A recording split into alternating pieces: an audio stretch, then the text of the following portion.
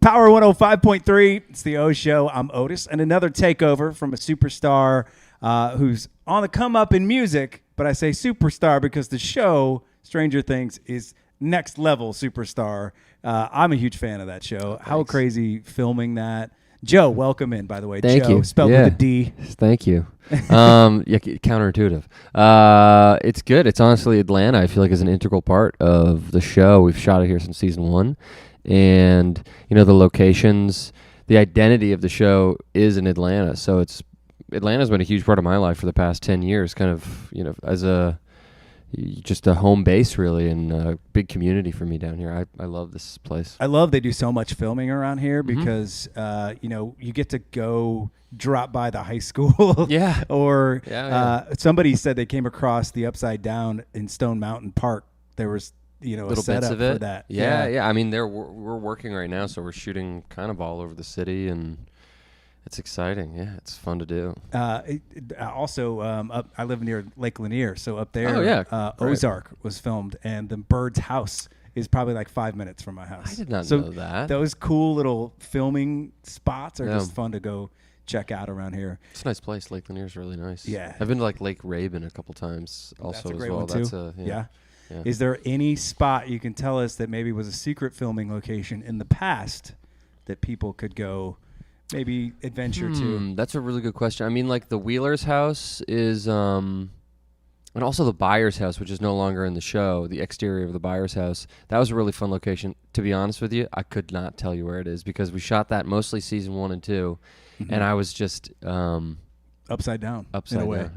Yeah. All twisted up. So I couldn't tell you where it is, but all the locations, all the exteriors are just.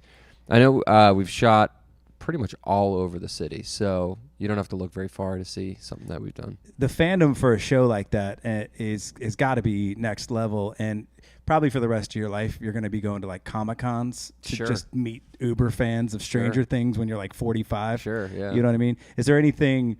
Maybe you're out getting coffee or just getting some lunch out here in Atlanta, and you've had like a wild fan experience. You know, never too wild because everybody's always just really excited, and I don't know. We were just grabbing this coffee in a little crafty room, and one of the guys said, "Oh, hey, like I got someone who's a big fan," so we like did a little FaceTime video. It's all like really kind of amazing stuff where it's just somebody's a fan, and that's kind of been the cool part about this music is that like it sort of started to I don't know, like little by little people are like, oh, hey, I like your song as well.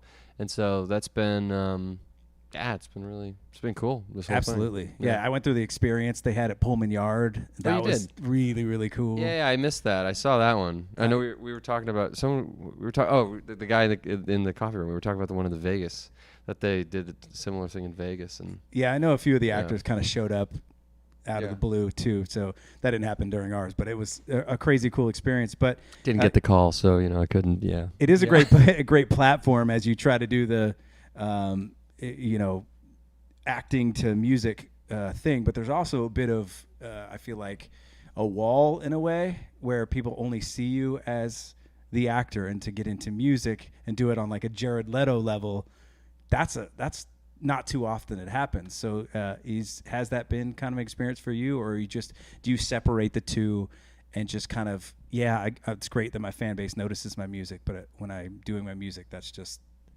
you know. Yeah, it's been something that I've done for a long time. So when I started the project, I named it something that wasn't my name, and I kind of like dressed up in a way where people couldn't recognize that it's me. So that was the intention with that, was just kind of throw off the scent and let the music either sink or swim. Yeah, speak on for its itself. own accord. So, I mean, all this. That's kind of the point of the whole thing. I just really like to make music, and I only really do it because I like it. And yeah, it's always been a part of my life, I guess. I've sort of gained a little notoriety for the acting side, and it's all good. I mean, I realize it's difficult to separate it, so yeah. But it's hard it's weird for me because I guess it's that people that aren't in the art realm, they aren't an artistic mind. They try to pigeonhole you in one artistic painting. Yeah. Versus another. I mean, I get it. Yeah, I kind of do understand. Like, if you're known for something, and I've been doing this show for 10 years, so in the acting game, it's difficult to get roles outside of the thing that you're known for, Yeah. let alone doing something entirely different. So I think that's just a part of the job that I have now, is to sort of find things that are kind of different or surprising and try to sort of just disappear behind whatever the work is. Awesome. I love it. We love the music you're putting out so thanks. far. Tell me about the single. Where did that spark from? Was that something you wrote? Was it something that somebody wrote for you? Where did the idea come from? Definitely. I write all my own music. I arrange all my own music, mix and produce everything, and Absolutely. pretty much play all the instruments as well. So that one was one that was kind of late on that other album, and it was a song that was just an instrumental at the time, and I had figured out the melody but not the lyrics. And then I guess throughout the process of recording the song, kind of uncovered what I wanted it to sort of be about.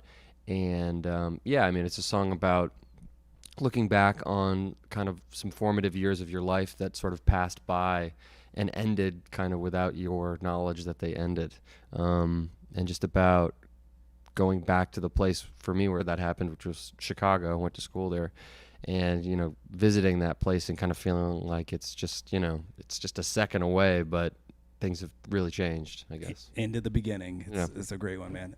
Very cool. So is there any artists currently that you really vibe on, things that you kind of emulate in a way, or artists maybe from previous, pop genres, rock genres that you really look up to? Yeah, I think it's like all over the place, man. Honestly, it's there's a lot of modern music that I think is really great. Like I've been listening to the new Beyonce record and the Ariana Grande and Troye Sivan's new record, but I listen to a lot of stuff from the past. I mean, like Supertramp, Frank Sinatra,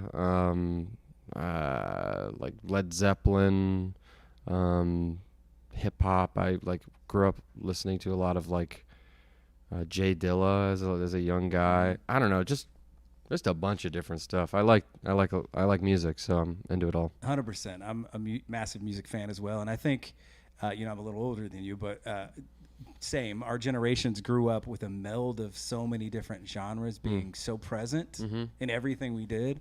I was in the Napster era, so we were downloading anything and everything we could get our hands on.